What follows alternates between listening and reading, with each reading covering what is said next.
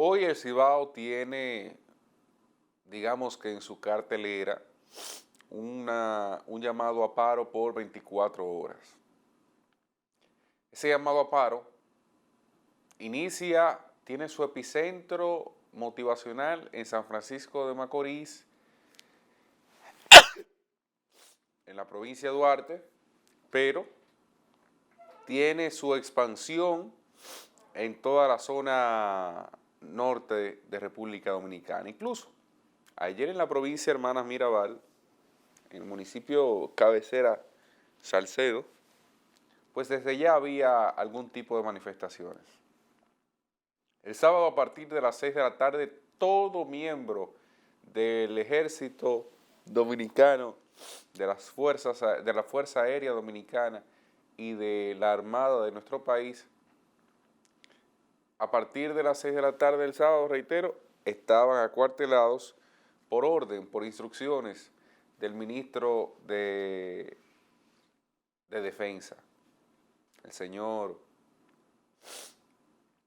el, el histórico, y digo histórico porque ya ha tenido dos ocasiones en las que le ha tocado administrar el Ministerio de Defensa en un momento y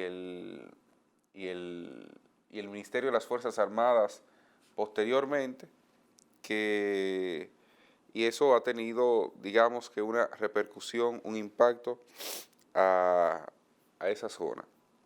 Bueno, resulta que, que la zona está militarizada.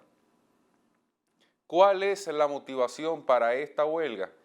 Bueno, los miembros, los organizadores de esta huelga entienden que hay una serie de reclamos que no se han satisfecho y que en esencia van desde el tema del agua potable, desde el tema del precio de los alimentos, desde el tema del precio de los medicamentos, hasta otros temas locales que van esencialmente a la construcción de algunas vías, a la reparación de algunas estructuras y a un tema vinculado a la seguridad. Yo creo que es una percepción o una apreciación mía. Yo creo que no hay razones para que el gobierno hoy se oponga a que esta gente se manifieste. Yo creo que siempre y cuando se haga en el marco del orden, la manifestación está validada. En el marco del orden, la manifestación es totalmente válida.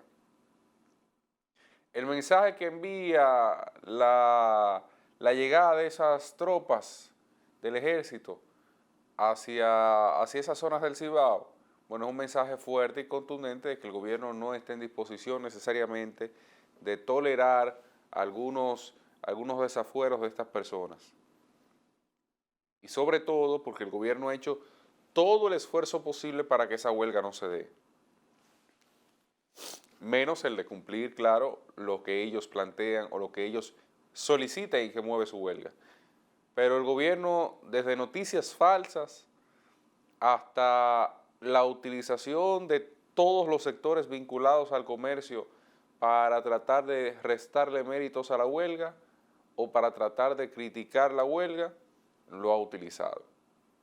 Ayer el presidente, o antes de ayer, calificaba como rebelde el pueblo de San Francisco de Macorís, pero él decía que respeta en modo alguno su derecho a la huelga. Yo no soy partidario de las huelgas. Cuando me refiero a huelgas, hablo de huelgas con encendido de gomas y demás. Yo no soy partidario de ese modelo porque es un modelo que genera violencia y genera daños a las mismas propiedades que posteriormente van a reclamar. Pero también debo admitir que las razones que mueven las huelgas casi siempre van en la falta de prestarle el oído de las autoridades a sus comunidades. Y sus demandas han sido claras y consistentes desde el primer día de gobierno, aunque le dieron el primer año al gobierno. Ellos dijeron, mire, estos son nuestros reclamos, pero tienen este plazo para que ustedes puedan ir desarrollando algún tipo de soluciones en esta dirección. Es decir, que no es irracional la convocatoria. La presencia de esos militares ahí, bueno, todo el mundo sabe que el 24 de abril tiene un significado histórico. Y tiene un significado histórico porque en el 1965, pues se dio en República Dominicana, especialmente en la ciudad de Santo Domingo, uno de los conflictos, uno de los incidentes que la historia recuerda con mayor relevancia para la conformación de los gobiernos modernos y de la historia democrática de hoy. Estábamos saliendo de una dictadura o de los remanentes de una dictadura que se inició en el año 61, esa transición con la muerte de Rafael Leónidas Trujillo, y que fue acomodándose hasta llegar a la elección democrática de Juan Bosch en el 63, o no, sí, en el 63, porque el 62 fue la escogencia. Entonces, viene luego el golpe de Estado, y entonces a partir de ahí inicia un proceso donde el pueblo luchaba por su supervivencia, pero luchaba por su supervivencia a través de retorno a la constitucionalidad, y eso provocó una guerra civil porque había básicamente dos frentes. Pero bueno, ese no es el único peso histórico que tiene la fecha, sino que posteriormente en el gobierno de Salvador Jorge Blanco, bueno, se adoptó una serie de medidas impositivas, o lo que vendría a ser conocido como un paquetazo fiscal, que disparó el precio de muchísimos alimentos en una coyuntura donde ni la gente estaba en eso, ni el esquema social lo aguantaba. Porque una cosa es que la gente no quiera reforma fiscal, que casi siempre pasa en todo el mundo, pero otra cosa muy distinta es que no se analice el escenario lo suficiente para darse cuenta de que ni se quiere ni se puede.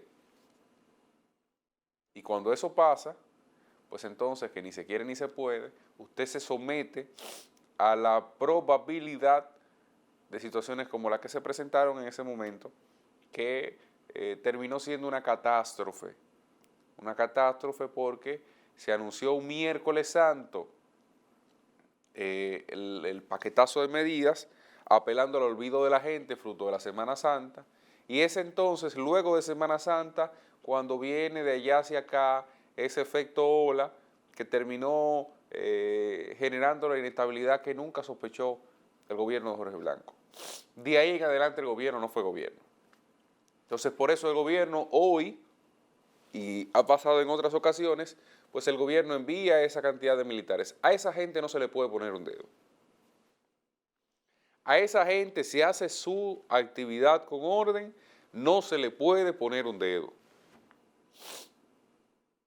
Y si hace desorden, debe ser muy cuidadoso el gobierno en cómo lo plantea, en cómo trata de organizar eso. Yo lo digo no como apoyo a la huelga, yo lo digo como análisis, porque el exabrupto que pudiera cometer cualquiera de esos militares ahí, la historia revela que esos errores son los que terminan luego convirtiéndose en inestabilidad social, y eso yo creo que nadie puede quererlo. Entonces, estos grupos que tradicionalmente hacen sus protestas, hacen sus manifestaciones, pues saben que en modo alguno eso está presente. Y hay que decirlo, los argumentos o los planteamientos que hacen sobre la necesidad de los temas a los que el gobierno le merece un poco de atención, yo creo que toda la población está en esa misma dirección. Quizás en los locales la población no se empatice porque, bueno, el capitaleño o el sureño no siente que en San Francisco de Macorís, o por lo menos no lo siente directamente, haga falta, por decir algo, una planta de tratamiento de aguas. Eso no lo siente directamente. Pero cuando quizás consume el arroz que se produce en San Francisco, que va utilizando esa agua que ha de ser tratada y que ahora ese productor tiene que comprarla y que eso dispara el precio de su mercancía, pues entonces ahí lo siente indirectamente. O lo siente directamente, pero desconoce el origen. Entonces, ahí usted se da cuenta cómo una cosa enlaza con la otra y por qué el gobierno, en modo alguno, tiene que prestarle atención a este tipo de temas y ser cauto en la forma en la que lo trata, para que como una mano enjabonada no se le resbale y no se le vaya de las manos, entonces ahí tenga el gran problema. Ojalá que todo marche en paz, que esta gente pueda hacer su protesta con tranquilidad, que no haga desorden y que la autoridad respete eso si así se comportan.